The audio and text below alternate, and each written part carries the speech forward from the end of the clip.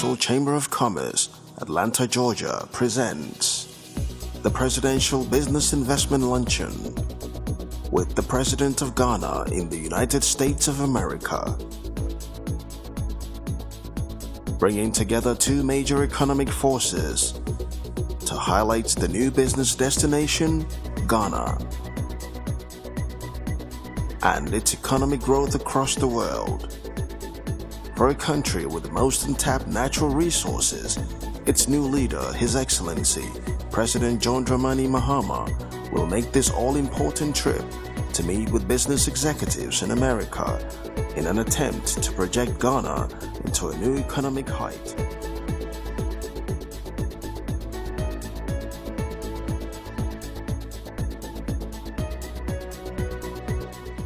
I want to thank you all for coming once again. This is the moment we've all been waiting for. Your Excellency, we welcome you to the investment forum hosted by the Ghana International Chamber of Commerce. Mr. Ambassador, Mr. Daniel Ohinia Jacom, Ghana Ambassador to the United States, fellow government officials that are gathered here, investors, business owners, entrepreneurs, you name it. This is the moment, and we're going to kick it off right away. Ladies and gentlemen, again, a round of applause for His Excellency.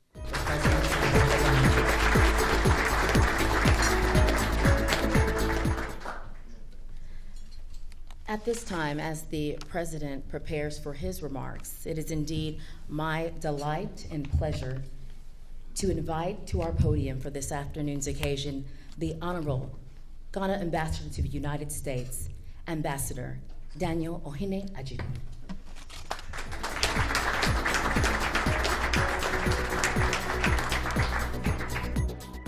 Thank you very much. Your Excellency, the President of the Republic of Ghana, honorable ministers, distinguished guests, friends of the business community, good afternoon.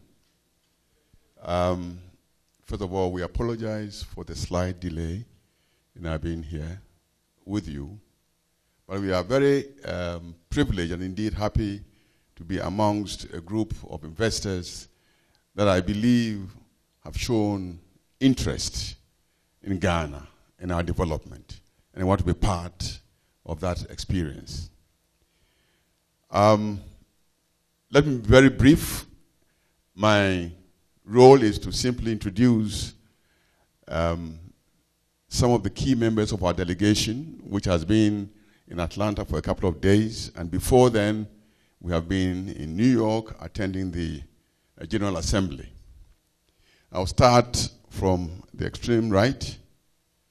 The Honorable Ayaraga, the Minister for Information and Media Relations, who has been with the President for all this time.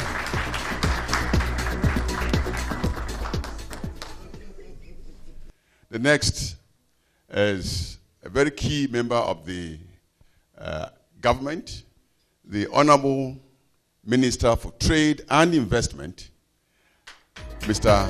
Haruna.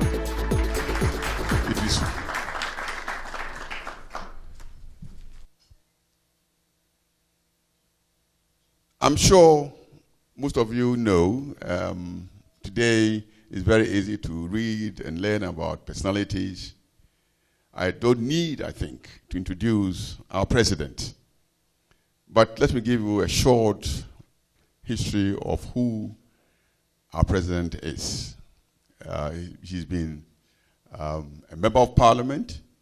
He's been a minister of state, responsible for communications, our vice president, and now our president. It is indeed our pleasure that we present to you our president, who would like to make a few remarks so that we can engage the business and the commercial community here in Atlanta.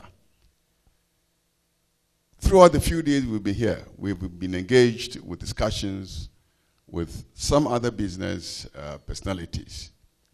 It is our intention that as we connect with you, we'll be able to deepen the bilateral relationship between the various institutions. We are very much aware of the enormous potentials that Georgia, Atlanta in particular, holds. And so we are delighted to be amongst you.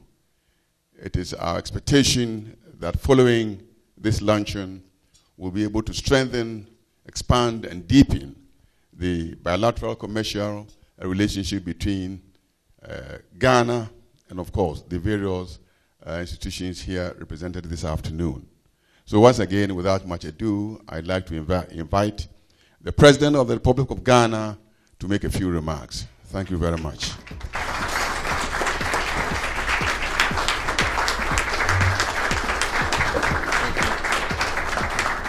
Thank you. Thank you. Please resume your seats.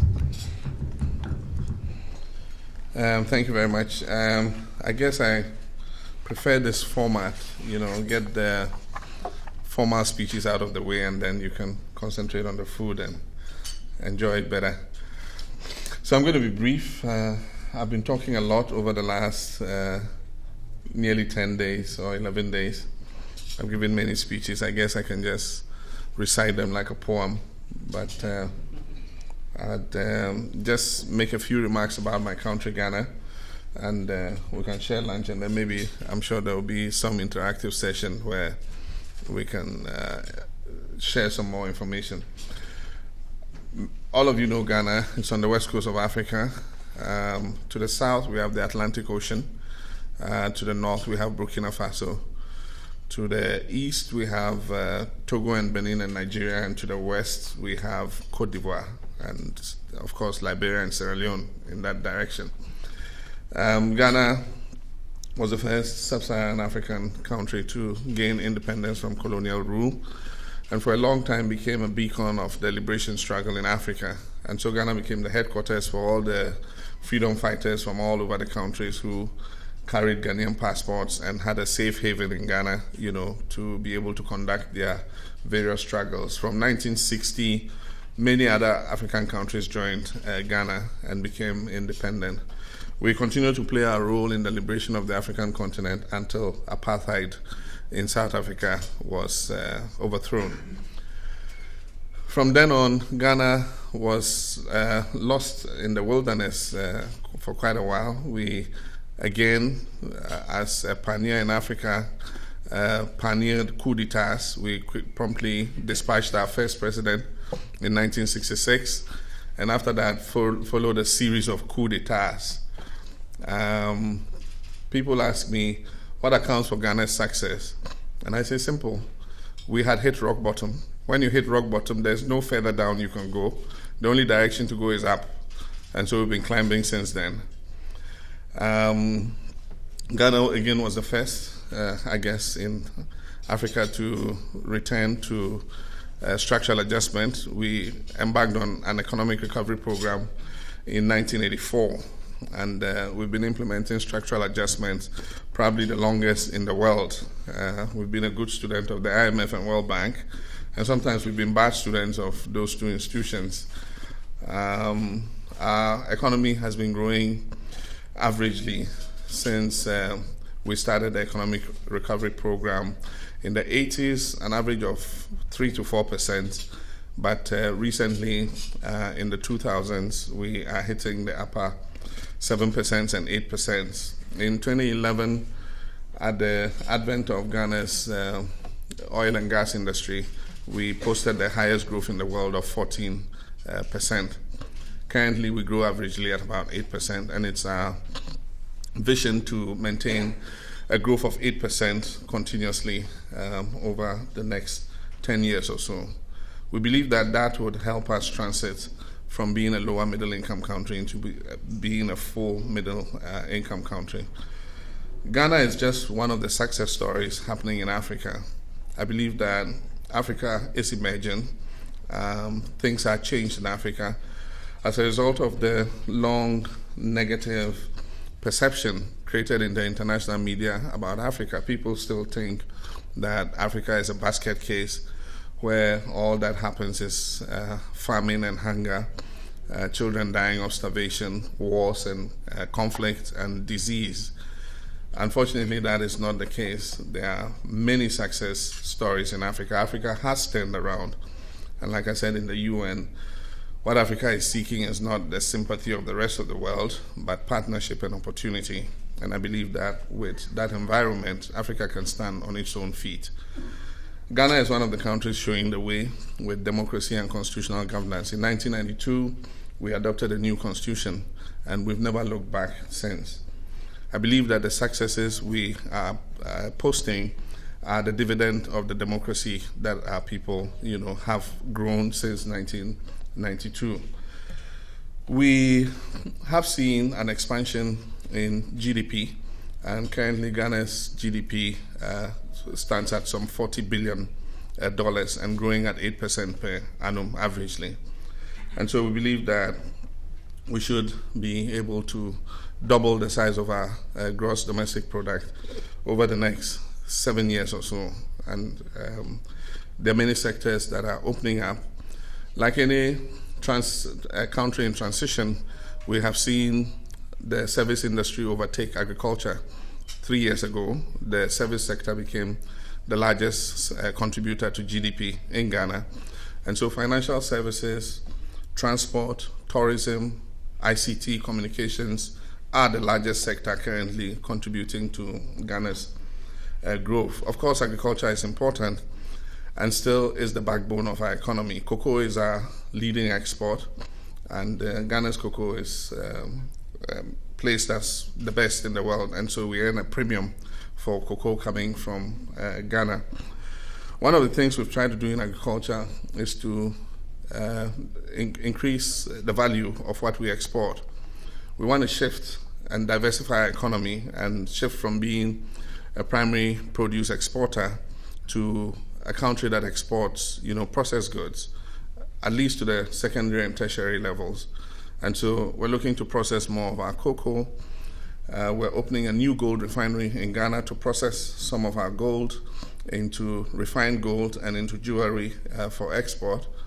We're looking to build tourism on the back of gold. We were called the Gold Coast before, and so we should have a gold city that allows people to come into Ghana and shop for beautiful African gold jewelry.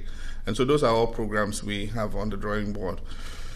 We're looking to process a lot of the natural products that we have. We are a big exporter of bauxite. Ghana is reputed to have the 5th largest reserve of bauxite in the world. And rather than export bauxite and import alumina to feed aluminium smelter we have in Tema called Valco, we are looking to put in an alumina plant to process the bauxite to feed the aluminium smelter we have and export alumina rather than raw bauxite. And so that's a project we're working on.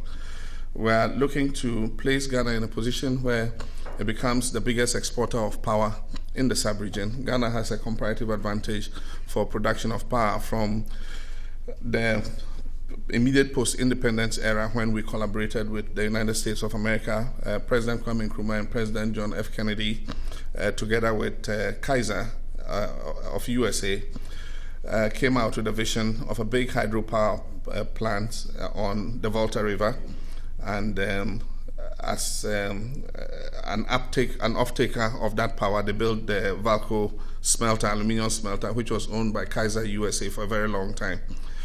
And so from that time, Ghana started to export power to Togo and Benin, our neighbors, and we have a comparative advantage to continue to do that and actually expand power exports. We're working closely with the United States of America on this. We executed a successful first Millennium Challenge Compact. I judge probably one of the best on the continent in terms of execution. It was completed on time, and all the projects were completed under the compact.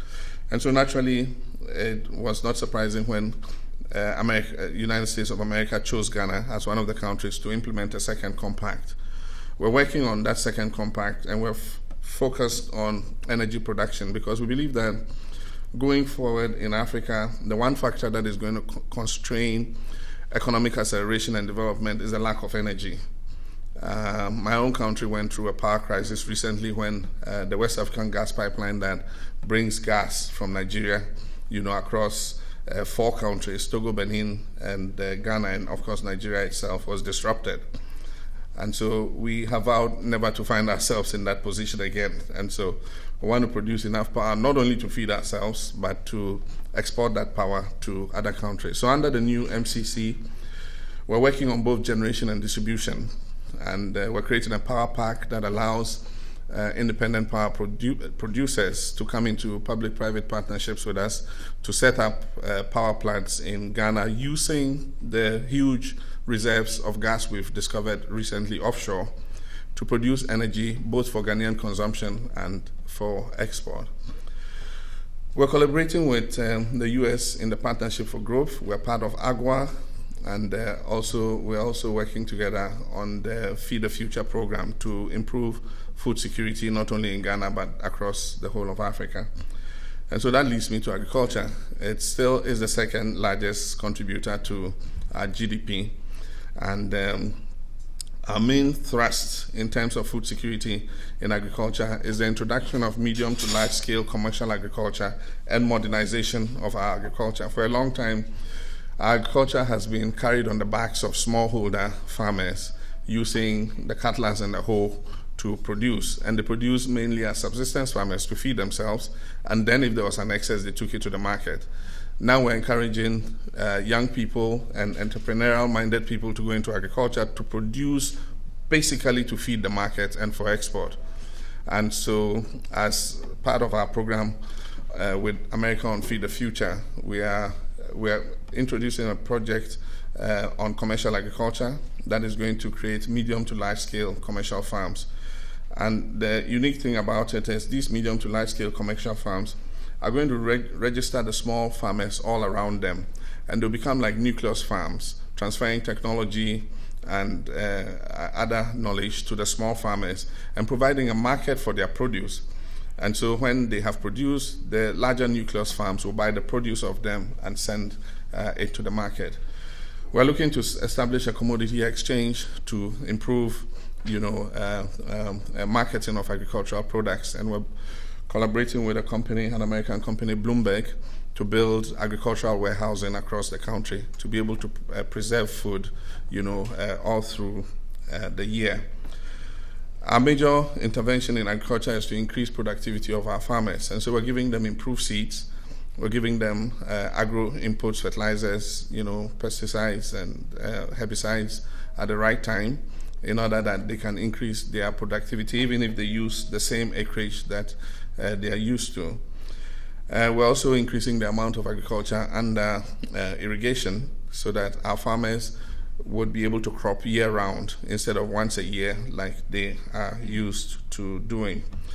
There's room for investment in agro-processing in terms of fruits, vegetables, and the whole agricultural value chain. We have a good export market in Europe, and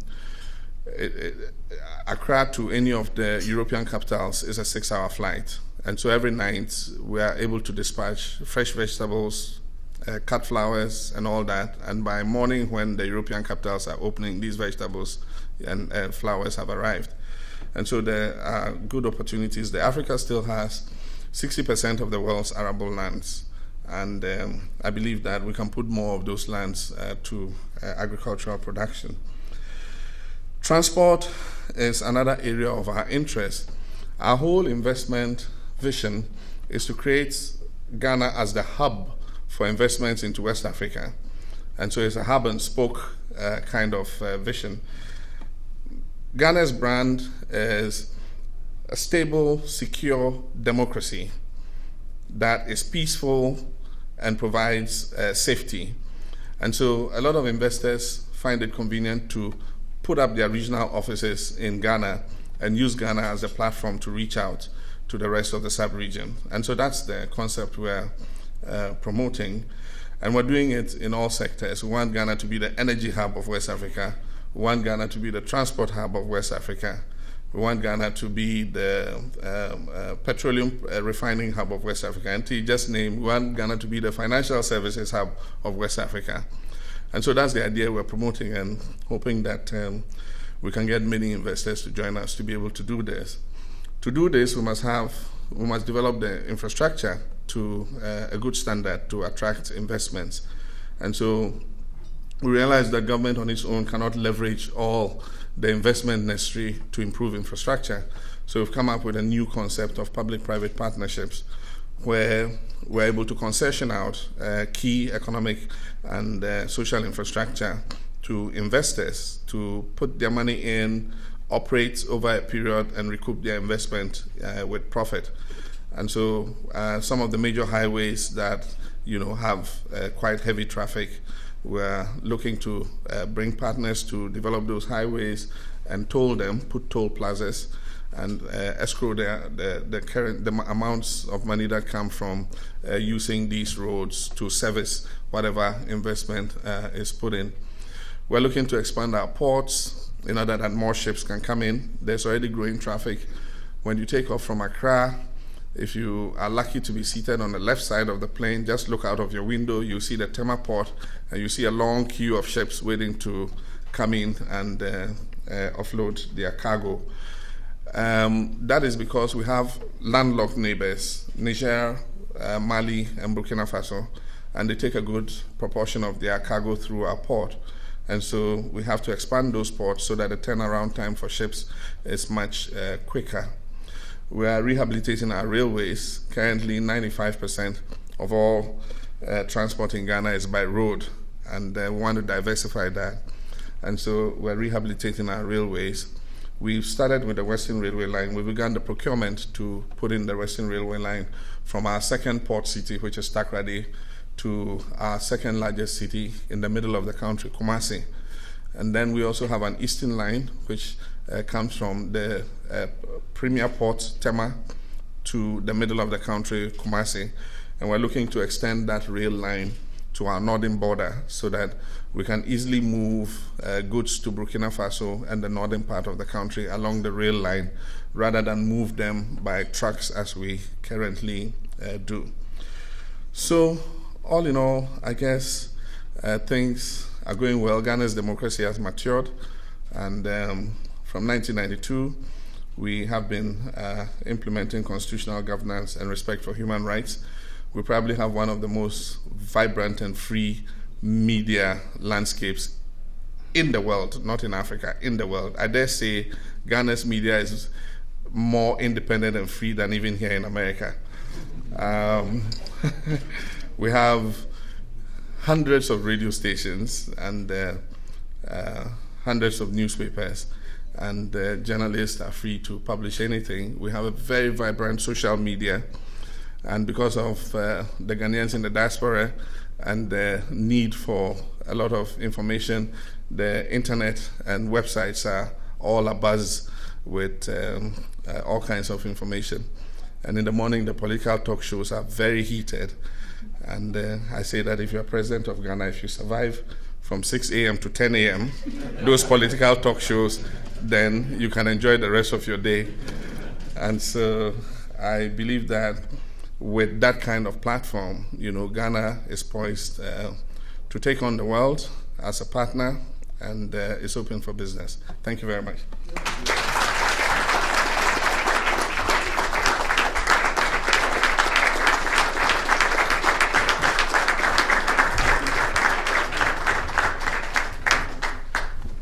Thank you, Mr. President, Mr. Ambassador.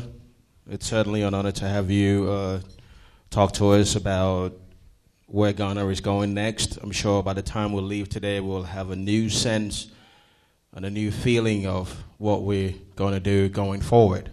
I believe His Excellency wrapped it up best by saying Ghana is indeed open for business, ladies and gentlemen. Please, another round of applause for His Excellency. And at this time, we are also open to have lunch and break bread a little bit. While we do that, and while the wonderful wait staff here at the Ritz-Carlton begins to serve us, there are a number of key business men and women here. His Excellency, we would like to take, Your Excellency rather, we would like to take this moment to have members who are among us to just briefly stand up, introduce themselves, and let you know a little bit about their interest in Ghana, the gateway of Africa. We do ask that your comments be brief to about 2 minutes, and so I'll let Paul kind of usher us in. For those, there are microphones on the table, but you know what, I think I'll just come on down and and greet you so that you can properly address His Excellency. And when lunch is over with, we'll have a number of speakers come up as well. Ms. Lilia Postalashi from the board of World Trade Center. As we said earlier, Librium Investment Management will have something to say up here as well. Dr. Kofi Kwanjoni from Morehouse School of Medicine. And of course, Dennis Kimbrough, who we're expecting to join us here shortly, an author and professor at Clark Atlanta University. So Bettina, if you would. Business owners here who have a response or two for what the president just said to us. If you're here and you'd like to say something, we have a gentleman in the corner over there, if you would, please. I'll make my way there. And we want to give this opportunity again to, whether you are thinking about establishing a business or you already have a business established in Ghana, to just introduce yourself and your purpose to His Excellency and, of course, all the respected officials that we have here. Good afternoon, sir.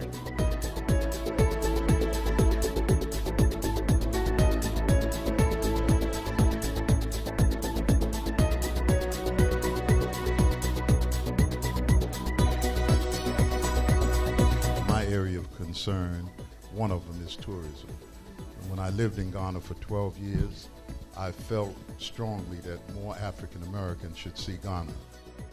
Our expansion into West Africa, and we're looking forward to expanding our business in the country of Ghana and look forward for continued relationships, and we welcome everyone here.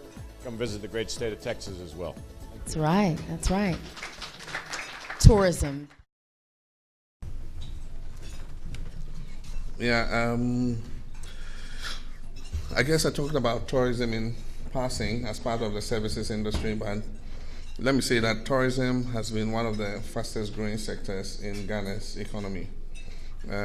We've gone from less than 100,000 visitors a year to nearly 700,000 visitors a year currently, and still growing with a lot of potential. Because of Ghana's atmosphere and environment and the peace and safety, we're seeing tourism from all parts of the world, but also tourism from West Africa. A lot of our neighbors who don't have the kind of atmosphere we have, we're seeing them coming in, with their families, staying for a while and then going back. Especially from Nigeria, we're seeing a lot of Nigerian tourists. The flights are full from Lagos and Abuja on Fridays, and they're full from Accra to Lagos and Abuja on Mondays, going back. And so people just coming over the weekend and, stay and enjoy Accra's atmosphere and go back. We have a lot of opportunities in ecotourism. We have a beautiful eco park in the central region of Ghana called Kakum. Government agencies in Ghana, such as finance, education, energy and petroleum, food and agriculture, transportation, water resources and housing have all expanded to attract growth and diversification, as well as the potential to encourage private sector trade and investment opportunities. Please welcome Matilda. The goal of the Atlanta office of the Ghana International Chamber of Commerce is to reveal the seismic developments, positive margins, and capital gains from Ghana's international exchange. I am so sorry. We had some dignitaries here that I really wanted to bring up too. I hope that we get to have a one-on-one with TBDR and Dr. Kofi Kwanjoni. After this, maybe we get to talk. Pro players, I hope we get to have a one-on-one. I'm very humble today. Let me begin by thanking all of the participants for this very fruitful luncheon, made possible because of His Excellency's clear vision for Ghana and also because of the excellent quality of the individuals in attendance here. I feel so privileged to have the opportunity to host such an occasion in the service of Ghana, the beautiful and tranquil country of my birth, in America, a fountain of inspiration. They say that leaders have to have a vision, and the greatest leaders have an internal vision. His Excellency, I thank you for having the vision, not only for the space you occupy, but the space others occupy. May I, at this point, thank the delegation from Ghana, the Ghana Embassy, Washington, D.C., Ambassador Daniel Ohinejekum.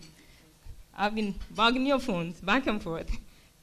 Mr. Jericho, to Mrs. Amos, Ms. Hazel, the President's Party, the companies represented here and the Ghanaians in the diaspora, as well as the other party too, for making it a peaceful transition.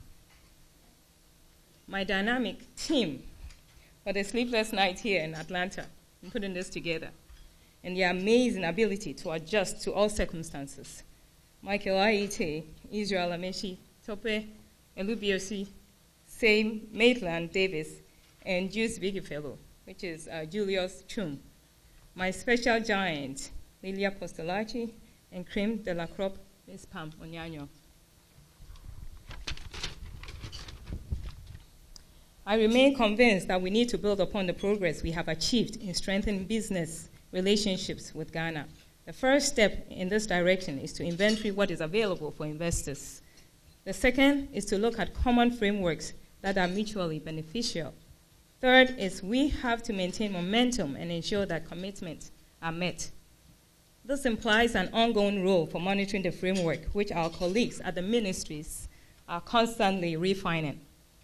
I hold strongly the view that as Ghana continues to make transformative investments, we need to step up our efforts to show the value of what we are doing with evidence-based reporting on outcomes.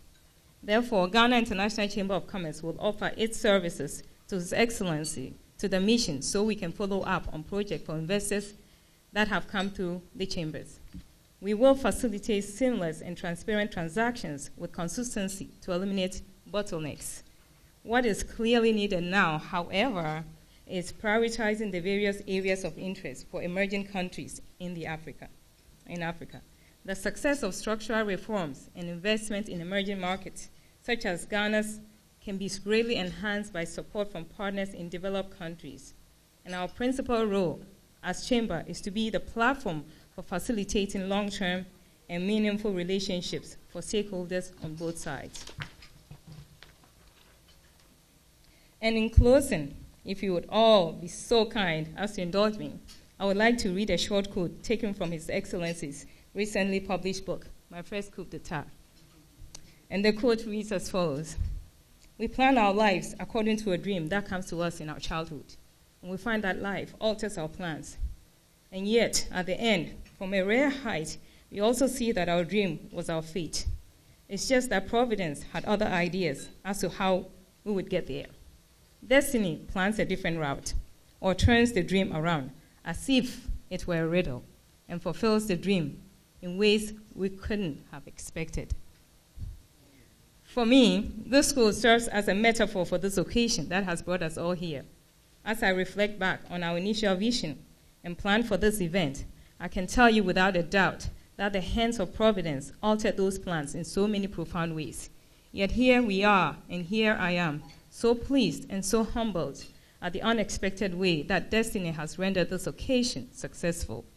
I feel that we are not here today in this gathering by chance, and it may very well be that the subtle hand of Providence has brought us together to be facilitators of each other's dreams. We at the Chambers envision a future of a shared prosperity for our two nations, so please support us in our efforts to manifest this dream into reality. Thank you. Thank you. And I have something else that I wanted to share. I think the world does not know that Ghana has super brands. And I was in Ghana, and I was given this book. And it's been my pillow, under my pillow, and everybody wants this book. I wanted to give this to His Excellency, and a commitment that we're trying to bring product from Ghana over here, too, to show the world what Ghana has to offer. So I'd like to give this to you.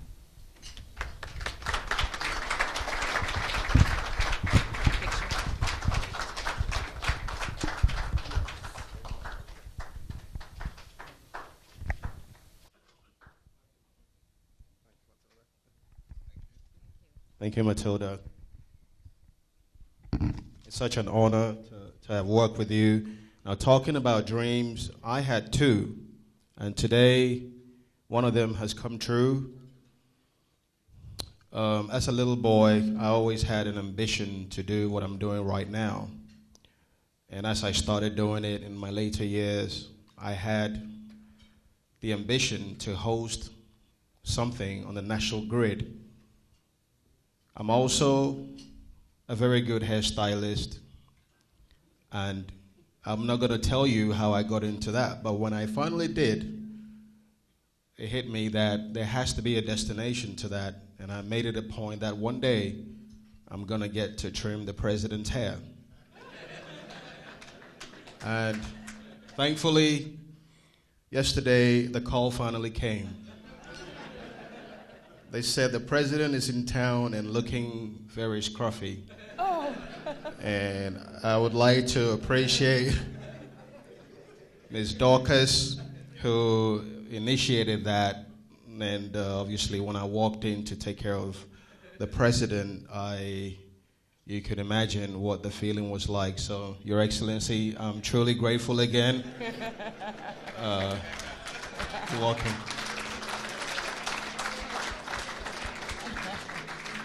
And if you care to know, I'm now the official Atlanta-based resident barber of the president. And again, hosting this event is one of my very, very big dreams. And some of you may not know that this is my very first, but I appreciate you for your attention.